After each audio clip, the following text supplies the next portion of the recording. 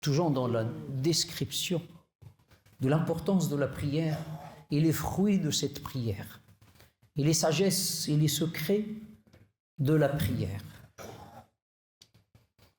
À travers les sagesses de Ibn Ata'illah al-Sakandari, qui dit que parmi les fruits de la prière, c'est que c'est un espace d'échange intime, réservé.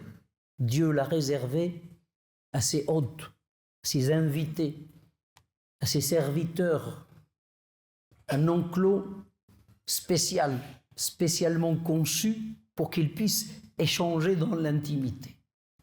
Et puis il dit, et c'est le métal de la purification. Métal, ma'adin, le mot ma'adin, métal. Le métal, il peut désigner le produit qui est enfoui dans la terre, et il peut désigner en même temps la mine de la purification, le métal de la purification. Chose qui est plus fine que l'échange intime. C'est un échange intime, mais avec une pureté de l'échange. Il n'y a plus les embrouilles, la pollution, les ondes polluantes dues à l'accumulation des images, des passions, des désirs, des attachements, à l'ici-bas, qui embrouillent. Donc, cet échange. Donc, c'est quelque chose qui est plus fin. Il y a élimination. Et le Ibn Ata'illah al-Sakandari utilise le mot musafat, qu'on peut traduire par purification, parce que ça finit par une purification du serviteur, qu'on peut traduire par conciliation ou réconciliation. Le serviteur, dans la prière, se dirige vers son Seigneur pour se réconcilier, parce qu'il est fauteur. Ce n'est pas parce que Dieu attend de lui qu'il lui apporte quelque chose, qu'il lui apporte son cœur et sa reconnaissance de sa miséricorde, de sa grâce et de sa nature fautive à lui. Donc c'est au serviteur de venir dans la prière pour chercher cette réconciliation. C'est-à-dire on va régler les comptes parce que je sais que je suis fautif. C'est là le sens de ce que dit le prophète sallallahu alayhi wa sallam, que les cinq prières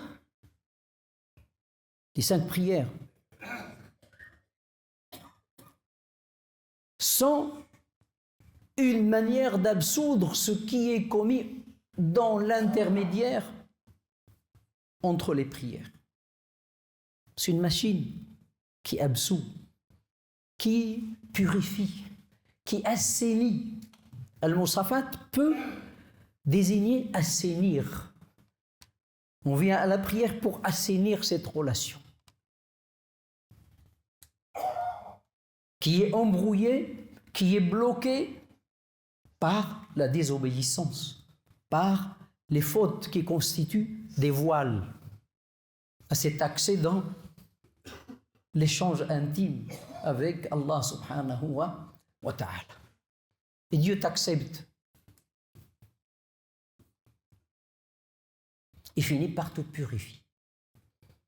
Toi, tu cherches la réconciliation, le résultat, c'est la purification. Il te purifie, il t'accepte. Il exauce tes prières, tes implorations, tes supplications.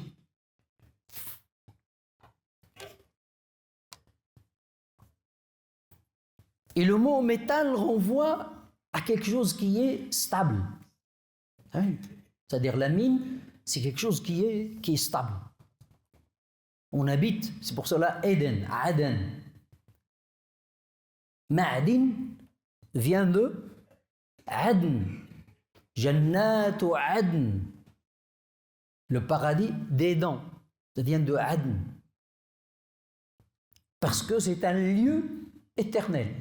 C'est la demeure éternelle. La yabghuna anha hiwala.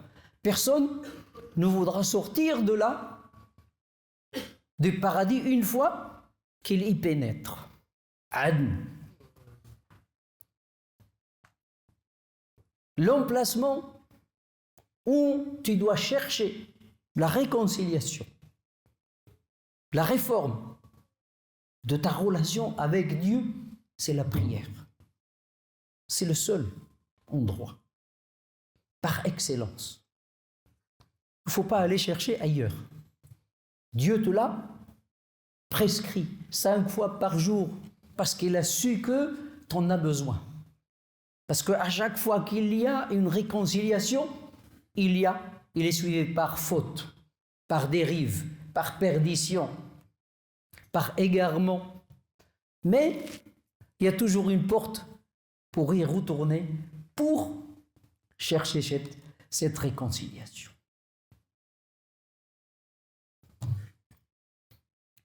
Le moment de la prière est le moment du repentir par excellence.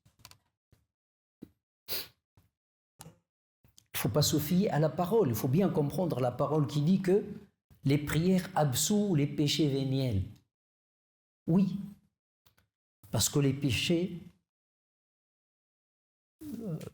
capitaux ont besoin d'un repentir. Mais quand tu viens dans la prière avec le regret et le repentir, tous les péchés y passent. C'est pour cela le meilleur moment pour le repentir, c'est le moment de la prière. Il ne faut pas oublier ça. Il ne faut pas détacher entre deux choses. Si tu ne te repens pas au moment de la prière, au moment qui est exclusivement prescrit à cette opération de repentir, Dieu te permet de retourner vers lui après la faute 5 fois par jour minimum.